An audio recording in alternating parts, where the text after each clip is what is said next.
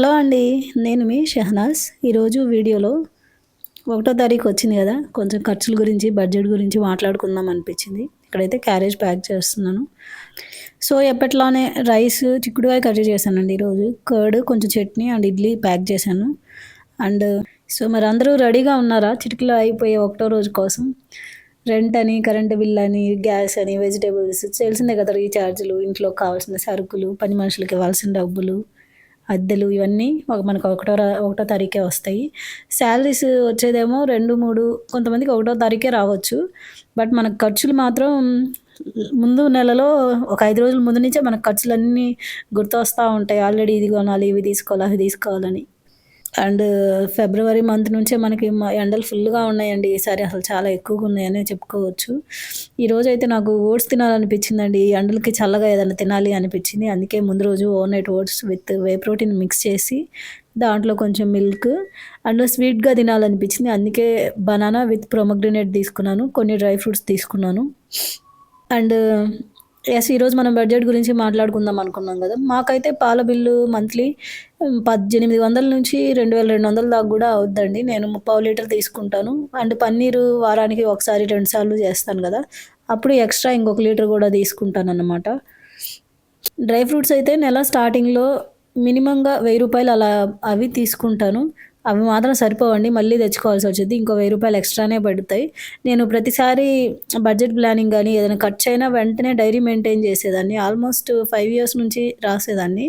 But ఈ 2 months నుంచి నేను కొంచెం బిజీగా ఉండటం వల్ల సరిగ్గా రాయలేదు. బట్ రఫ్‌గా చూసానన్నమాట ఖర్చులు. ఈరోజు నేను బ్రేక్‌ఫాస్ట్‌కి మల్టీ మిల్లెట్ ఇడ్లీ చేశాను విత్ చట్నీ అండ్ సలాడ్ కింద కొంచెం క్యారెట్ తీసుకున్నాను. అండ్ చెప్పాను కదా! ఇంట్లో వాళ్ళు త్వరగా ఏదైనా కొత్తగా ఏదైనా చేసినా తినరు అని చెప్పేసి, వాళ్ళు ఎక్కువగా ఇడ్లీ, దోసలు, ఎప్పుడైనా ఒకసారి ఉప్మా అలాంటివి మాత్రమే ప్రిఫర్ చేస్తారు. కొత్తగా ఏదైనా చేస్తే అసలు తీసుకోరనమాట. అండ్ ఫిబ్రవరి మంత్‌లో నా ఖర్చులొచ్చేసి బయట ముగ్గు వేయటానికి, బయట కడగటానికి అండ్ సామాన్లకి మనం పని వాళ్ళని పెట్టుకుంటాం కాబట్టి అక్కడ ఒక 2000 అవుతాయండి. మా దగ్గర పనికి వచ్చేసరికి సామాన్లు కడగడానికి మనిషికి 350 తీసుకుంటారు. బట్ అందరూ 400లేనండి. ఎవరో ఒకళ్ళు 350 తీసుకుంటున్నారు. కొంతమంది 450 కూడా తీసుకుంటున్నారు. ప్రెజెంట్ నేను పెట్టుకున్న ఆమె అయితే 400 తీసుకుంటున్నారు. మేము ఇంట్లో ముగ్గురు ఉన్నాం కాబట్టి 1200 అండ్ బయట ముగ్గు వేసినందుకు అట్లా 800 తీసుకుంటున్నారు. అండ్ మా రెంట్ వచ్చేసి 4300. నేను చెప్పాను కదా చాలా చిన్న ఇంట్లో ఉంటాను అని చెప్పేసి. అండ్ మాది సింగిల్ రూమ్ హౌస్ అనమాట. అందుకే మాది రెంట్ 4300. కరెంట్ బిల్లు ఇది కొంచెం చలికాలం కాబట్టి అంటే ఫిబ్రవరి మంత్‌లో హాఫ్ నుంచే మనం ఆల్రెడీ ఏసీలు ఏసుకోవడం మొదలుపెట్టాము. మార్చ్‌లో మనకి ఫిబ్రవరి కరెంట్ బిల్ ఎక్కువే వస్తది. ఇప్పుడు నేను చూయించిన కరెంట్ బిల్ జాన్వరిది మేము ఫిబ్రవరిలో పే చేసింది. సో, తక్కువ కరెంట్ బిల్ ఉంది. అంటే వాషింగ్ మిషన్ కూడా ఉంది కాబట్టి కొంచెం తక్కువ కరెంట్ బిల్ పడిందనమాట. రైస్ మేము చాలా తక్కువ యూజ్ చేస్తాం కాబట్టి మాకు 500 కంటే ఎక్కువ పడదు. బ్రౌన్ రైస్ ఒక 15 కేజెస్ కానీ, 10 కేజెస్ కానీ తెచ్చుకుంటాం. మంత్లీ సరిపోతాయి. ఎవ్రీ మంత్ మారుస్తూ ఉంటాననమాట. గ్యాస్ వచ్చేసరికి చిన్న సిలిండర్స్ ఉంటాయి కదా! నేను అవి వాడతానండి. ఈ మధ్య కొత్తగా ఈ సిలిండర్స్ అదే లైట్ వెయిట్‌వి వస్తున్నాయి గదా! అవి తీసుకుంటాను. 750యో ఎంతో ఉంది అది 800 అనుకుంటాను. అయితే 1 మంత్ ఫుల్‌గా కరెక్ట్‌గా 1 మంత్ వస్తుందండి. అది ఎక్కువ మంది ఉండే వాళ్ళకైతే 15 డేస్ కూడా రాదది. అండ్ వెజిటబుల్స్ వచ్చేసి మనందరికీ తెలిసిందే. ఎంత లేదన్నా 2000 అవుతాయండి. 2000 కంటే ఎక్కువే అవ్వచ్చు. నేను ఈసారి కొంచెం లెక్కలు కరెక్ట్‌గా ఎయలేదు. ఎక్కువే అయితాయి. బట్ రఫ్‌గా అటు ఇటుగా అయితే 2000 అవుతాయన్నమాట. అండ్ రీచార్జెస్ గురించి మనందరికీ తెలిసిందేనండి. అసలు ఫోన్ రీచార్జ్‌లు పక్కకు పెడితే నార్మల్ వైఫైకే మాకు 500 హై స్పీడ్ వైఫై కాకుండా నార్మల్ వైఫైకి. అండ్ మొబైల్ రీచార్జెస్ మంత్లీ 800-900 అవుతాయండి నాకు, మా హస్బెండ్‌కి. ఇంట్లో 3 ఫోన్లున్నాయి. 3 ఫోన్లకి 3 రీచార్జ్‌లు ఇంక చూసుకోండి. అండ్ చెప్పాను కదా! మా బుడ్డోడున్నాడు. మేమింట్లో ఎక్స్‌ట్రా ఖర్చులైతే అసలేం చేయనండి. నేను ముందే చెప్పాను కదా! మేము minimalistic way of living practice చేస్తామని చెప్పి.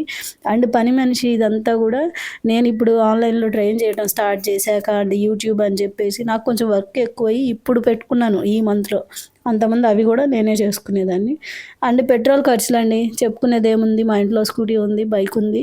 ఇవి కాకుండా మేము మళ్ళీ ఎక్కడికైనా ట్రావెలింగ్ చేసినప్పుడు ట్రావెలింగ్ ఎక్స్‌పెన్సెస్ అని అవుతూనే ఉంటాయి. అండ్ సరుకుల గురించి మాట్లాడుకోవాలి. నాకు రైస్‌కి తక్కువ ఖర్చే పడినా కానీ సరుకులు ఎక్కువ పడతాయండి. రఫ్‌గా ఈ మంత్‌లో నేను 3000 అని చూపిస్తున్నాను గానీ నాకైతే దగ్గర దగ్గర 4000 దాకా పడి ఉంటదేమో అనిపించింది. బట్ ఒక్కొక్కసారి తక్కువ ఉంటది. ఒక్కొక్కసారి ఎక్కువ ఉంటది. అంటే మిగులుతాయి గదా! ఈ జొన్నలు, సజ్జలు ఇలాంటియి. అవి మళ్ళీ మనం వాడుతూ ఉంటాం కాబట్టి అటు ఇటుగా యావరేజ్‌గా వేశాననమాట 300 అని. అండ్ ఫ్రూట్స్ అండి. మేము ఎక్కువ ఫ్రూట్స్ తింటాము. ఇంట్లో అంటే స్వీట్స్, బయట ఫుడ్ అసలేం తినము కాబట్టి మాకు ఫ్రూట్స్ ఎక్కువ ఖర్చయితాయి. 2600 ఏశాను. వీక్లీ 2 టైమ్స్ తెచ్చుకుంటాం కంపల్సరీ ఫ్రూట్స్. అంటే ఫస్ట్ ఒకసారి సండే తెప్పిస్తాను.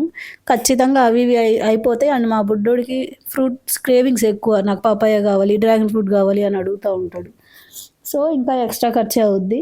మధ్యలో గూడా ఒకసారి తెప్పించుకుంటా ఉంటాం. టోటల్‌గా మా ఖర్చులైతే ఇలా ఉన్నాయండి. ఒక 1 మంత్‌కి 25,000 బేసిక్ ఖర్చులు. అబ్బాయి స్కూల్ ఫీజ్ నేను కలపలేదండి. ఎందుకంటే మా వాడి స్కూల్ ఫీజ్ ఇంకా ఆహ్, ఇయర్ మొత్తానికి పడుతుంది. అండ్ మేము ఒకటేసారి పే చేస్తాం కాబట్టి నేనసలు ఆ స్కూల్ ఫీజ్ అనేది నేను యాడ్ చేయలేదు. బేసిక్ ఇంటి ఖర్చులు యాడ్ చేశాననమాట.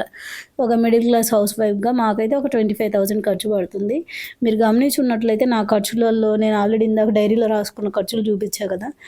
ఓన్లీ ఫుడ్ మీద మాత్రమే నేను ఇన్వెస్ట్‌మెంట్ చేస్తానండి. అది కూడా హెల్తీ డైట్ కోసం మాత్రమే ఇన్వెస్ట్ చేస్తాను. ఎటువంటి ఔట్ సైడ్ ఫుడ్ గానీ, రోడ్ సైడ్ ఫుడ్స్ గానీ, లేదా రెస్టారెంట్స్‌కెళ్ళడం, ఫెస్టివల్స్ కదా అని బయట తిందాం అనుకోవడం గానీ, లేదా ఈ ఎక్స్‌ట్రా స్వీట్స్ అలాంటివేవి నేను ఇంట్లో చేయను. బేసిక్ ఫుడ్స్ కాకపోతే మంచివి తీసుకుంటాను. ఇప్పుడు మిల్లెట్స్ ఇవన్నీ మనం బయట తీసుకుంటే తక్కువ కాస్ట్‌కే ఉంటాయి. బట్ రత్నదీప్‌లో కాస్ట్ ఎక్కువైనా గానీ మనకు క్వాలిటీ బావుంటాయి. నేను అవి తెచ్చుకొని చెరుక్కునే అంత టైం ఉండదు గాబట్టి నేను క్వాలిటీ ఉన్న చోటే తీసుకుంటాను. అండ్ కొంచెం తక్కువ కాస్ట్ అయినా గానీ బాలేని చోట తీసుకోవాలి అని చూడను. కొంచెం క్వాలిటీ ఉన్న చోట తీసుకోవాలనుకుంటాను. తిండి విషయంలో అయితే ఖర్చుల దగ్గర అసలు ఆలోచించమండి మేము గానీ, మా ఇంట్లో మా హస్బెండ్ గానీ. అండ్ పిల్లలున్నప్పుడు ఖర్చులు ఇంకా ఎక్కువే. నేను నార్మల్ బేసిక్ ఖర్చులు చెప్పాను గానీ, మా బుడ్డోడు వారానికొకసారి అక్కడికి, ఇక్కడికి తీసుకెళ్ళాలనుకుంటాడు. అండ్ బొమ్మలండి. ఎన్ని బొమ్మలు కన్నా గానీ వాడికి ఇంకా బొమ్మలు కరువే. సో, బొమ్మలకు గూడా ఖర్చులవుతూనే ఉంటాయి. నేను ఎక్కడ సేవ్ చేస్తానంటే ఎక్కువ షాపింగ్స్ అండి. మీరు గమనించున్నట్లయితే నేను చెప్పానుగా ఇయర్లీ వన్స్ అట్లా షాపింగ్ చేస్తాము. అన్నెసెసరీ షాపింగ్స్ అయితే అస్సలు చేయను. ఏదైనా ఫెస్టివల్ వస్తుందని, లేదా ఇంకేదైనా వస్తుందని, బర్త్‌డేస్ వస్తున్నాయని షాపింగ్ చేద్దాం పదా అని ఇలాంటి షాపింగ్స్ నేను అస్సలు పెట్టుకోను. ఎందుకంటే ఇప్పుడు బేసికల్‌గా మాది మధ్య తరగతి కుటుంబమే. నేనిప్పుడు మా హస్బెండ్‌ని నాకు షాపింగ్‌కి కావాలి అండ్ హెల్తీ డైట్‌కి కావాలి అనంటే అస్సలు కరెక్ట్ కాదండి. ఈ రోజుల్లో రూ. 1,00,000 సంపాదిచ్చినా గానీ అది పెద్ద జీతం కింద లెక్క గాదు. ఖర్చులు అలా ఉన్నాయి. ఎన్ని బేసిక్ కూరగాయల ఖర్చులు, సరుకుల ఖర్చులే అలా ఉన్నాయి. అందుకని షాపింగ్స్ గానీ, జ్యువెల్లరీస్ గానీ, కాస్మెటిక్స్ ఇలాంటివి అసలేమీ తీసుకోనండి. జస్ట్ నార్మల్‌గానే ఉంటాము. షాపింగ్స్ అసలు చేయము. మీరు గమనించున్నట్లయితే ఈ 2 నెలల నుంచి నన్ను ఒకటే సేమ్ పెయిర్ ఆఫ్ క్లాత్స్‌లో చూస్తా ఉంటారు. అండ్ ఫ్యూచర్‌లో గూడా చూడబోతున్నారు. ఎప్పుడైనా అకేషనల్‌గా ఉన్న డ్రెసెస్‌ని అలా వేసుకుంటాను. నేనెప్పుడు రొటీన్ లైఫ్, రొటీన్ ఫుడ్స్ ఆహ్, రొటీన్‌గా ఉండటానికే ఇష్టపడతాననమాట. అంటే ఎగ్జాగరేట్ జేసుకోవాలి లైఫ్‌ని. కొంచెం ఇంప్రెసివ్‌గా ఉండాలి, బయటికెళ్ళాలి అని అలాంటివి నేనెక్కువ పెట్టుకోను. నాకంత ఇష్టం గూడా ఉండదు. నాకు అన్‌ఎక్స్‌పెక్టెడ్ థింగ్స్ జరగటము, అది త్వరగా రిసీవ్ చేసుకోలేననమాట. సో, నాకెప్పుడు లైఫ్ కామ్ అండ్ స్వీట్‌గా ఉండాలి అనే ఎక్స్‌పెక్ట్ జేస్తాను. అండ్ నేను మీకు ముందు వ్లాగ్‌లో చూపిచ్చాను గదా! ఒకటేసారి మల్టీ మిల్లెట్స్ మొత్తం నానబెట్టేసుకొని వాటితోటే ఇడ్లీ పిండి, దోస పిండి చేసుకుంటానని. ఇలా చేసుకుంటానండి. ఫస్ట్ ఏమేమి మిల్లెట్స్ వేసుకుంటానో ముందు వ్లాగ్‌లో చూయించాను గదా! అవి నానిన తర్వాత అక్కడ నానిన తర్వాత మిక్సీకి పెట్టుకుంటాననమాట. ఇంట్లో పిల్లలున్నప్పుడు వాళ్ళకి క్రేవింగ్స్ ఎక్కువే. మనం గూడా ఒక ఏజ్‌లో మనకి ఆకలి ఎక్కువగా ఉంటది గాబట్టి, ఫుడ్ అనేది రెడీగా ఉండేలాగా చూసుకుంటాను. సో, మనం నానబెట్టుకున్న మిల్లెట్స్‌లోనే సగమేమో ఇడ్లీ పిండికి పోసుకుంటాను. సగమేమో దోస పిండికి పెట్టుకుంటాననమాట. అదే పిండిని హాఫ్ చేసి, ఆ ఇడ్లీ పిండికి పెట్టుకున్న దాంట్లోనేమో రవ్వ యాడ్ చేసుకుంటాను. దోస పిండిని అలానే పెట్టి 2 ఫ్రిడ్జ్‌లో పెట్టేసుకుంటాను. మా అబ్బాయి ఒక్కో రోజు ఇడ్లీ అడుగుతాడు, ఒక్కో రోజు దోస అడుగుతాడు. తనకసలు ఎప్పుడు ఏ క్రేవింగ్ వస్తదో కూడా తెలీదు. కాబట్టి అన్నీ రెడీగా ఉంచుతాను. ఏది కాదు ఉప్మా అనంటే ఇన్‌స్టంట్ ఉప్మా మిక్స్ కూడా నేను ఎలా పెట్టుకుంటానో చెప్పాను గదా! తను ఒకవేళ ఉప్మా తినాలని ఉంది అనంటే ఉప్మా, దోస కూడా వెంటనే వేస్తాను. అండ్ నేను మీకు ముందే చెప్పాను గదా! అల్యూమినియం సామాన్లు గూడా నేను వాడతానండి. నాకు అటువంటిదేం లేదని. కుకింగ్‌కి తప్ప ఇలా స్టోర్ చేసుకోవడానికి, ఫెర్మెంటేషన్‌కి ఇలాంటి వాటికి వాడతానండి. అండ్ దోస పిండి వచ్చేసి చూసారు గదా! నేను దాంట్లో బీట్రూట్‌ని పల్ప్ జేసేసి మిక్సీకి వేసి దాన్ని దోస పిండిలో యాడ్ జేశాను. కొంచెం బీట్రూట్స్ ఇలాంటివి మనం ప్రతిసారి వెజిటబుల్‌లా డైరెక్ట్‌గా తినలేం గాబట్టి ఇలా దోసల్లో వేస్తాను. ఇక్కడ మా హస్బెండ్ దోస వేస్తున్నారనమాట. నాకు ప్రతిరోజు ఎర్లీ మార్నింగ్ ఇడ్లీ చేసి ఈవినింగ్స్ ఎప్పుడైనా క్రేవింగ్స్ వచ్చినప్పుడు డిన్నర్ కింద దోశ తిందాము అనిపించింది. ఈ మధ్య కొంచెం ఎక్కువ టైం ఉండట్లేదు కాబట్టి తక్కువ టైంలో త్వరగా ఫుడ్స్ అవేవి అండ్ కుకింగ్ ప్రాసెస్ ఎక్కువ లేని ఫుడ్ ఆప్షన్స్ చూసుకుంటున్నాను అనమాట. ఇక్కడ మా హస్బెండ్ వీడియో తీస్తున్నానని దాంకుంటున్నారు. అండ్ తెలిసిందే కదా తనకి ఇష్టం ఉండదని. That's okay, fine. And chutneys కూడా అండి, పల్లీలు సండే రోజే ఎక్కువగా ఏపి పెట్టుకుంటాను. సో దట్ 2 డేస్కి ఒకసారి చట్నీ చేసుకోవచ్చు. పీనట్ చట్నీ, దాంట్లో గుడ్ ఫ్యాట్స్ ఉంటాయని మనందరికీ తెలిసిందే. అండ్ హెల్త్కి కూడా చాలా మంచిది, టేస్ట్ కూడా బాగుంటుంది కాబట్టి పీనట్ చట్నీ చేస్తాను. అండ్ ఎల్లిపాయలు లాంటివి, అల్లం వెల్లుల్లి పేస్ట్లు, ఇవన్నీ వారానికి ఒకసారి అల్లం వెల్లుల్లి పేస్ట్ చేసి పెట్టుకుంటాను. సో దట్ కర్రీస్లో వేసుకోవాలనుకుంటే అప్పటికప్పుడు తీసేసుకోవచ్చు అని ఎల్లిపాయలు ముందే ఒలిచి పెట్టుకుంటాను. సో మా ఖర్చులు మా జీవిత విధానం అయితే ఇలా ఉంటుందండి. అండ్ ఇట్ డిపెండ్స్ అండి, ఎవరు పర్సనల్ ఇంట్రెస్ట్ని బట్టి వాళ్ళు. కొంతమంది రెంట్ విషయంలో ఎక్కువ పెట్టుకుంటారు అండ్ ఫుడ్స్ విషయంలో మేము తీసుకునే ఎక్కువ ఖర్చులు కాకుండా తక్కువ, అంటే ఎవరికి దేంట్లో సంతోషం ఉంటే దాంట్లో అనమాట. నాకు ఎక్కువగా హెల్దీ లైఫ్ స్టైల్ ఇష్టము, హెల్దీగా ఉండాలి అని ఎక్కువ ఆలోచిస్తాను అండ్ ఎక్కువ సేవ్ చేసుకోవాలి అన్నట్లేం ఉండను. రైట్ మూమెంట్లో రైట్ ఫుడ్స్ తినాలి అని నేను ఎక్స్పెక్ట్ చేస్తాను. ఇప్పుడు మా బుడ్డోడు ఆ బొమ్మ కొనుక్కొని 2 రోజులు కూడా అవ్వలేదు, అయినా కానీ అది ఇప్పుడు పాటలు చేసేస్తాడండి. అదే మా బుడ్డోడి స్పెషాలిటీ. ఇంట్లో అబ్బాయిలు ఎవరున్నా అంతే కదా, పొద్దస్మానం బొమ్మలుగా ఉంటారు. అది కొన్నది 1-2 రోజులు కూడా ఉండవు అనమాట, వెంటనే విరగ్గొట్టేస్తారు. And when it comes to school fees, నేను స్కూల్ ఫీజు ఎందుకు వేయను అంటే మనందరికీ తెలిసిందే ఈ రోజుల్లో స్కూల్ ఫీజులు ఈవెన్ కిండర్ గార్డెన్ అయినా ఎల్కేజీ అయినా కానీ 40,000-50,000 ఉంటాయి. దాన్ని ఇంకా ఖర్చుల్లో వేసాము అంటే అసలు ఆ నెల శాలరీ కూడా సరిపోదు మాలాగా తక్కువ జీతాలు వచ్చే ఫ్యామిలీస్కి. అందుకనే నేను స్కూల్ ఫీజు విషయంలో మొత్తం ఒకటేసారి కడతాను కాబట్టి దాన్ని బడ్జెట్లో వేయను అనమాట. ముందుగానే మనీ సేవ్ చేసుకుంటాము అబ్బాయి ఫీజు వరకు.